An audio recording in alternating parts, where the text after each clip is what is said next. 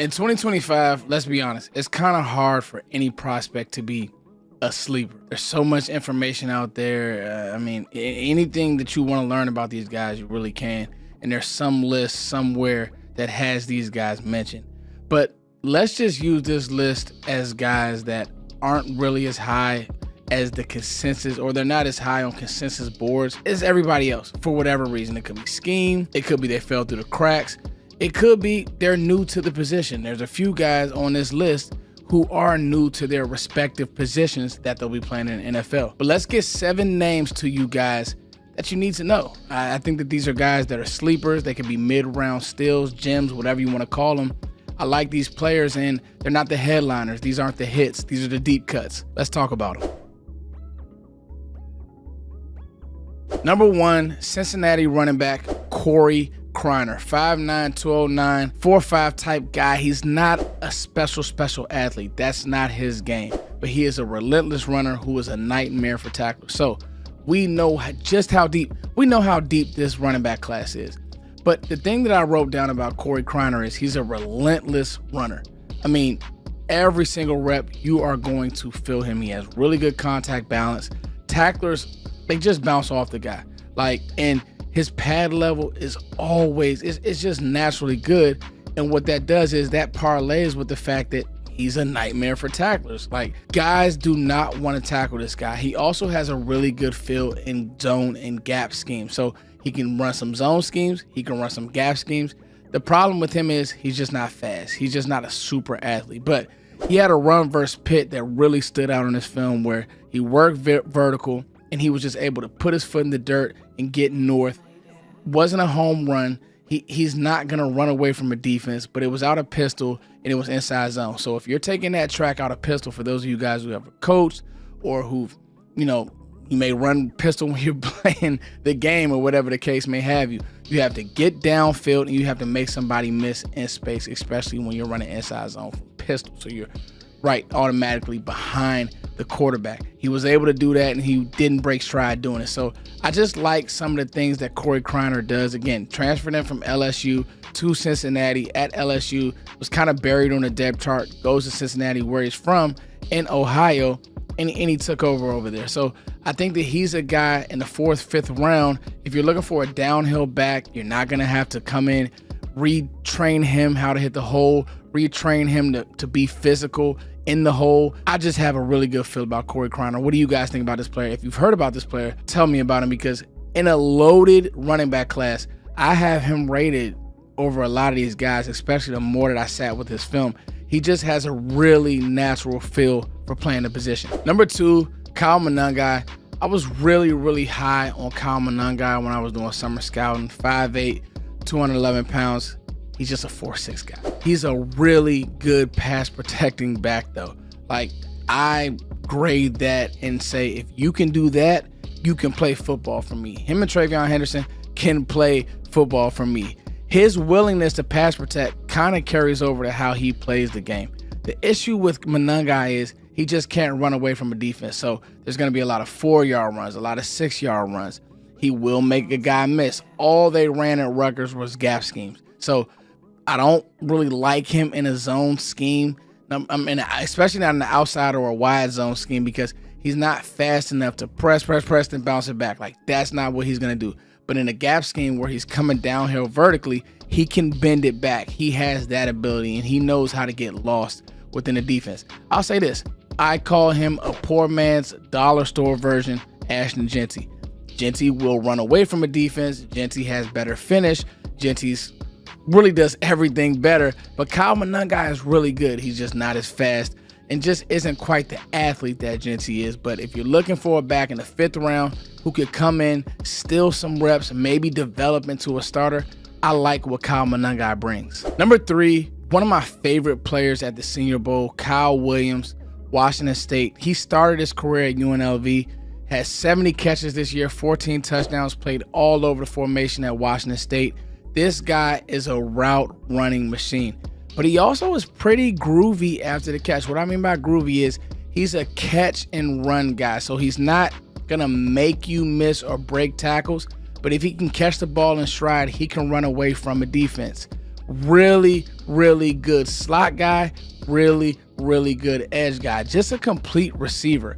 Not going to be a receiver 2 year one. I don't think that he has that in his bag. But if you're looking for a guy who can come in, challenge to be a receiver 3 and eventually grow into a receiver 2 role, I think that Kyle Williams is the guy for you. Again, can run every route in the route tree, but his frame and how he's built, kind of small, kind of skinny, kind of slender. I don't know if he'll ever graduate to being a receiver 1, but he's reliable, kind of a poor man's Josh Downs. I would really, really like Kyle Williams. And for the Cowboys or for any team that's looking for just more receiver help, more receiver juice, he has that in his bag. Number 4, man, this guy, just call him the enforcer. Lathan Ransom, 6 foot, 206 pounds. He's a 4.53 guy. So when it comes to some of these players and we're talking about why are they sleepers, why are they gems, maybe it's the stopwatch, maybe they transfer, maybe the scheme, maybe it's the athleticism. Now, this is what I really want to say about Lathan Ransom. 4 or 5 years ago, this guy's a first-round pick. But we got to be honest. The safety position just doesn't hold the same weight as it once did. Like, it just didn't. And when you turn on Ransom's film, all you see is him playing down in the box area. Well, that's not all his film, but I say over 60% of his film is he's in the box, close to the line of scrimmage. Now, I have a thought about him before I really talk about the player. I think that he can possibly develop, because of his instincts and because of the leader that he is, played all 5 years at Ohio State, battled some injuries early. But because of the leader that he is, I think that he could develop into a roof safety at times. And in that 4.25 that they ran at Ohio State, he rotated and played on the roof at times, but he's not the headliner like his buddy Caleb Downs, who is going to be easily a top 5 pick when he comes out. He doesn't have that type of ability. But I gotta tell you, when it comes to a guy who is going to tackle you with bad intentions, it's Lathan Ransom. He had a rep versus Caleb Johnson where he runs the alley, hits Caleb Johnson, play over. Doesn't matter if you're a big athlete, you're getting hit. Doesn't matter if you're a small athlete, you're getting hit. Doesn't matter if you're a tight end, you're getting hit. Doesn't matter if you're a bulldozer and running back like Caleb Johnson, you are getting hit. And oh, by the way, he gives up about 30 pounds versus Caleb Johnson. Didn't matter, came down, bad intentions. That's all over his film. He plays with high energy. If you talk to Ohio State fans, he was the glue of that defense. I really, really like Lathan Ransom. I just think that, you know, in a world where the safety just it's kind of like in vogue, I think that Lathan Ransom could be a steal for a team who's looking for a leader on the back end. Number 5, Femi Oladapo, guys. I saw this dude at the Senior Bowl and I had no idea just who he was. All I remember saying to myself was, this guy just keeps showing up. He's around the ball all the time. And then I go do more research and I found out he's a converted middle linebacker. He used to play off ball, played on that defense with Carson Schlesinger. This guy has some skills that you just can't coach. He runs to the ball well. He tracks well. The only thing with Oladapo is he's going to need to develop a pass rush repertoire. So right now he's an edge player. I think that he suits best in a 3-4 scheme where he can play some off the ball because he does have those natural instincts when it comes to playing in space. He doesn't look like a fish out of water in space. I think that he can run, track. He's just going to need to develop some more pass rush move. There's times where he makes his initial move, it's not there, and he's stonewalled. If he can get that in his bag with the athleticism that he already has, with the motor that he already has, with the finish that Oladapo already has, this guy could go, with his ability alone, I would like him in the 3rd round. But I think because he's so raw and so new to the position, remember what I said, sleepers new, he's a new player at this position on the edge. I think he's more of a 5th round guy. If you got him earlier, you'd feel justified if you know exactly how you wanted to use him. If you got him in the 5th, 6th round, you feel like you got to steal. Number 6, CJ West, 6'1", 316 pounds, defensive tackle, started his career at Kent State. Last year, over 40 tackles, 2 sacks, 8 tackles for loss. Indiana, defensive tackle. I like him as a 1 technique. This guy understands leverage. He understands his job. I don't think there are enough D tackles that understand why they are on the football field. Year 1 in a scheme with the Cowboys, he will be a body. Go walk the center into the quarterback's lap. Don't rush upfield. Don't do a spin move. Don't try to get sacks. Go beat the center's crush the center, crush the guard, rep in, rep out, rotate with a guy like Mozzie Smith. I think that's his best role early on in his career, while he's getting his NFL strength and his, as my buddy Voch would say, NFL peanut butter, and he's getting stronger. Beat the quarterback up. If he could do that, because he did it at Kent State, he did it at he had good reps at Indiana. Go watch the Ohio State game. He does not look like a fish out of water versus good offensive lines. I think what needs to happen is he needs to live in a rotation. He played a lot of snaps for Indiana. I wouldn't like him to do that in the NFL early on. If you can get him in one of the later rounds just because of how deep this defensive tackle class is, I feel like you got to steal. Now, there are a lot of 3-techs. There aren't really many true dogged up 1-techs. He's one of them. I would feel really good in the 6th round, although that be pushing it just because, again, we live in this world. There aren't many gyms. Everybody watches film.